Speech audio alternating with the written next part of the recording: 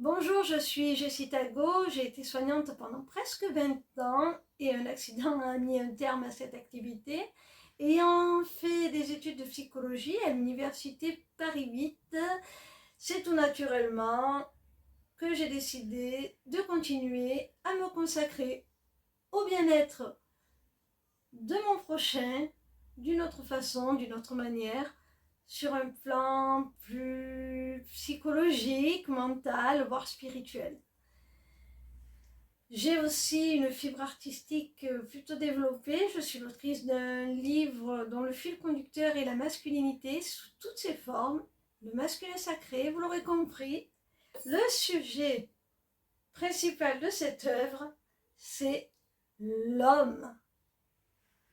Et l'écrire m'a permis de me pencher plus particulièrement sur les problématiques de ces messieurs de nos jours dans notre société, liées à leur vie relationnelle, sentimentale, privée, voire intime. Alors, pour apporter des solutions, pour les aider dans leur évolution, pour commencer à répondre à ces problématiques, j'ai confectionné un programme de développement sur mesure pour ces messieurs qui s'appelle Masculinissime. Il associe mes connaissances en psychologie à la spiritualité, à la métaphysique, à l'ésotérisme, afin de leur permettre de rééquilibrer, pour ceux qui en éprouvent le besoin, leurs trois natures. Leur nature charnelle, leur nature intellectuelle et leur nature spirituelle, bien sûr. Ce programme est plus qu'un programme de développement personnel, je dirais qu'il est par certains côtés carrément une thérapie.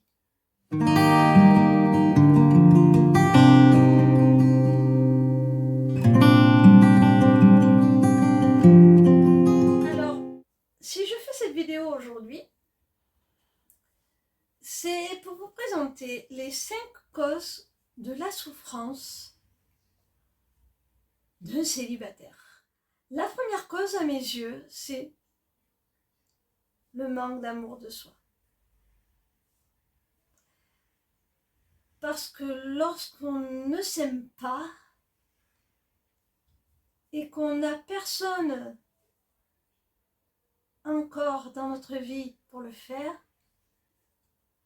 eh bien c'est difficile de se sentir digne d'exister, de se sentir heureux, tout simplement, légitime au bonheur. Pourquoi est-ce qu'on mériterait que quelqu'un nous aime si nous-mêmes nous ne nous aimons pas? Si nous estimons nous-mêmes que nous ne sommes pas dignes de nous porter cet amour, pourquoi l'attendre de quelqu'un d'autre? Et c'est ça qui nous fait souffrir en définitive. C'est d'attendre, c'est cette attente d'une source extérieure d'amour alors que l'on peut très bien déjà commencer par se la porter soi-même. Alors, la seconde cause de souffrance chez un célibataire, pour moi, c'est l'ennui. Et pourquoi? Pourquoi certains peuvent-ils ressentir cet ennui? Tout simplement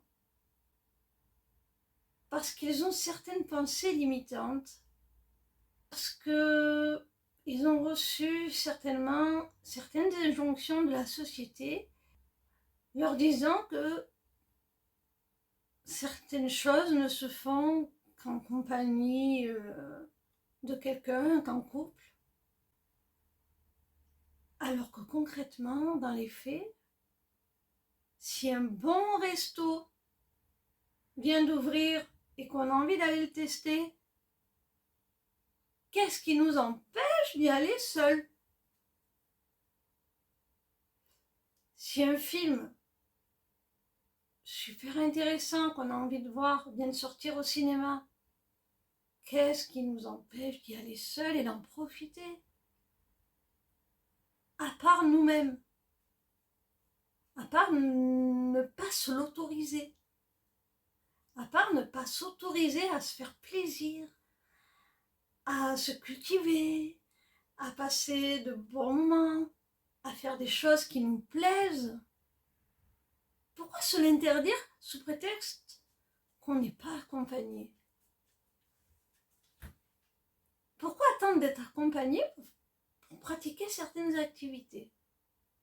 Bien sûr, c'est agréable de partager son expérience avec quelqu'un, bien entendu.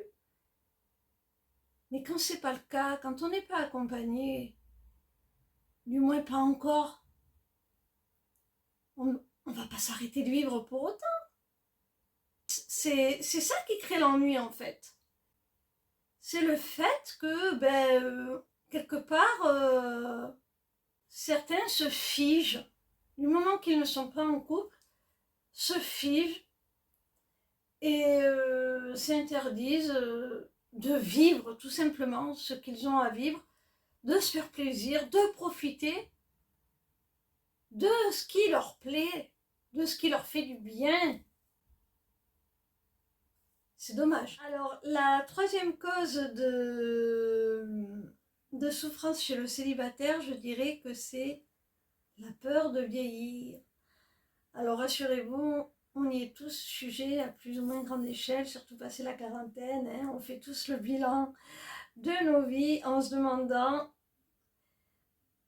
si on en a fait assez, si on aura le temps pour finir de réaliser ce qu'on n'a pas encore accompli. Malgré tout, je pense que c'est tout de même plus douloureux pour les célibataires qui subissent beaucoup plus que les autres la pression de la société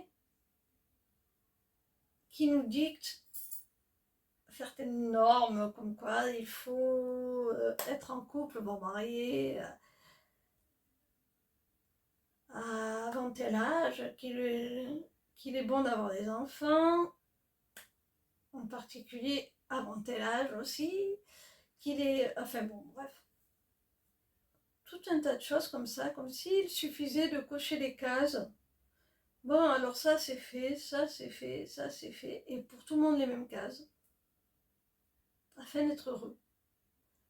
Alors que on est des milliards d'individus sur Terre, et qu'il y a tout autant de façons de se réaliser. On peut très bien se réaliser à travers la création artistique, on peut très bien se réaliser à travers une performance sportive, on peut très bien... Chacun est différent, chacun a un potentiel différent, chacun a des compétences différentes. Et chacun a sa propre manière de laisser s'exprimer ce potentiel-là, de laisser s'exprimer ses talents. Chacun a sa manière de laisser sa petite trace en ce monde. Chacun a sa manière d'y laisser une part d'éternité.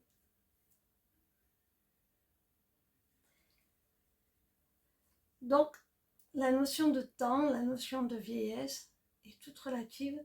Et puis, du moment qu'on a les capacités cognitives, intellectuelles, physiques, pour faire les choses, quel que soit notre âge, pourquoi s'interdire de les faire? Pourquoi s'interdire de vivre à nouveau? Et là, on en vient à notre quatrième cause de souffrance pour un célibataire, qui est en lien avec ce que je viens de dire, c'est la comparaison par rapport aux normes de la société. Effectivement, on a vu que cette peur de vieillir, en définitive, elle est engendrée par la sensation que l'on a d'être en retard comparé aux autres, de ne peut-être pas avoir le temps de faire ce que les autres ont déjà fait. Et c'est lié à quoi? C'est lié au fait qu'on se compare. Tel ami qui a le même âge que moi a déjà un enfant. Tel ami qui a le même âge que moi a fini de payer sa maison. Tel ami qui a le même âge que moi est marié. On ne cesse de se comparer. Alors que la vie n'est pas une compétition. Si ça se trouve, vous l'ignorez, mais cet ami qui est marié, il vous envie votre liberté. Si ça se trouve, il se sent étouffé au quotidien par sa relation, parce qu'il a fait le mauvais choix. Vous savez, l'adage qui dit « vaut mieux être seul que mal accompagné ». Mais c'est vrai. Qu'est-ce que vous savez quand vous avez quitté la table, vous êtes allé manger chez lui avec sa femme, ses enfants? Qu'est-ce que vous en savez de ce qu'ils peuvent vivre au quotidien? Et si ça se trouve, c'est lui qui vous envie. Votre liberté et toutes les opportunités qu'elle vous offre. Alors que vous vous sentez en retrait par rapport aux autres, en retard. Et lui, il se dit peut-être, mais quelle chance il a, moi je me suis mariée trop tôt, ou j'aurais dû plus profiter. J'ai pas assez de temps pour moi, je travaille trop. Quand je rentre, je dois m'occuper des enfants, passer du temps avec eux, leur faire faire leurs devoirs. Le week-end, je dois leur faire faire des activités, j'ai pas de temps pour moi. Qu'est-ce que vous en savez? Alors, cessez de vous comparer, parce que de toute façon, comme je l'ai dit précédemment, on est tous uniques. On a tous notre propre potentiel, nos propres talents, nos propres compétences. C'est Einstein qui disait, si vous passez tout votre temps à essayer d'apprendre à un poisson à grimper aux arbres, il pensera toute sa vie qu'il est nul. Mais c'est exactement ça. Cessez de vous comparer aux autres. Vous êtes un poisson, vous êtes très compétent dans la nage. Vous seriez un singe, vous grimperiez aux arbres. Trouvez votre particularité, ce qui vous rend spécial, ce qui vous rend unique. Prenez-en conscience. Et vous verrez que vous souffrirez beaucoup moins. Vous ne vous comparerez plus aux autres. Vous aurez conscience de votre valeur et vous en souffrirez beaucoup moins.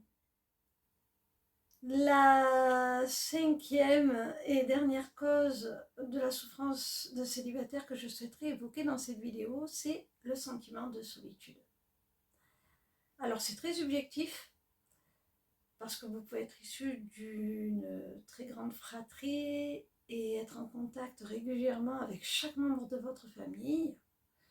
Vous pouvez aussi travailler dans une très grande entreprise et côtoyer tous les jours des tonnes de collaborateurs et pourtant vous sentir toujours aussi seul. Vous pouvez très bien être en couple et vous sentir seul. Parce que ce sentiment-là, il est généré par quoi exactement?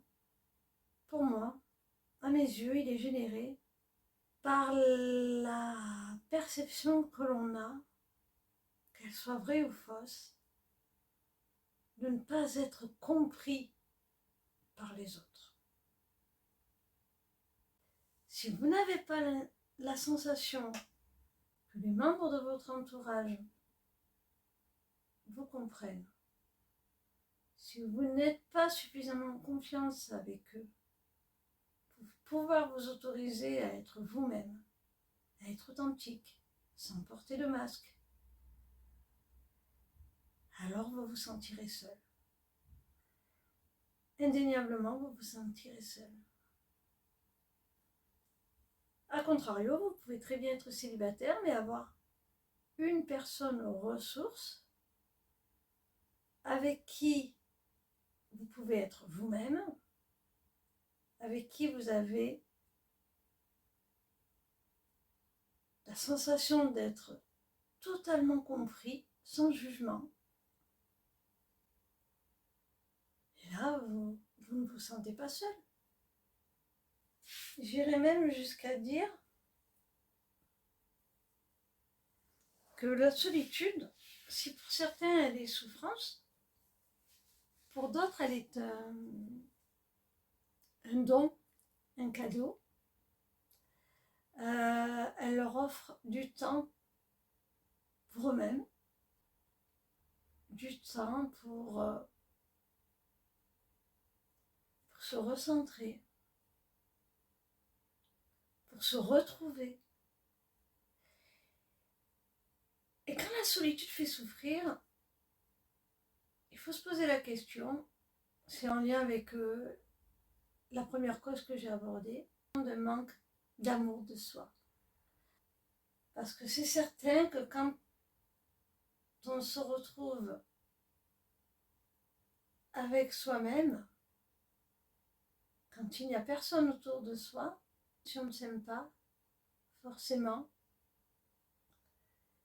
ça devient compliqué. Une croix à porter. Du moment que l'on apprécie qui l'on est, qu'on a la conscience de sa valeur, que l'on s'aime,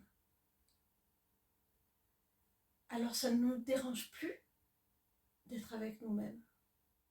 Alors cette vidéo se termine, j'espère qu'elle vous aura plu et qu'elle vous aura donné quelques éclaircissements sur certaines difficultés que vous pouvez rencontrer et surtout qu'elle vous aura aidé à moins les subir. Pour aller plus loin, je vous invite, si ce contenu vous a intéressé, à liker la vidéo, à vous abonner pour en voir d'autres. Et si vous êtes désireux d'aller plus loin, vous pouvez télécharger mon guide qui est gratuit, que j'ai conçu spécialement pour vous, qui s'intitule « Les 7 raisons pour lesquelles un homme est célibataire ». Suite à sa lecture, si vous estimez avoir besoin de mes services, vous pouvez prendre un premier contact avec moi.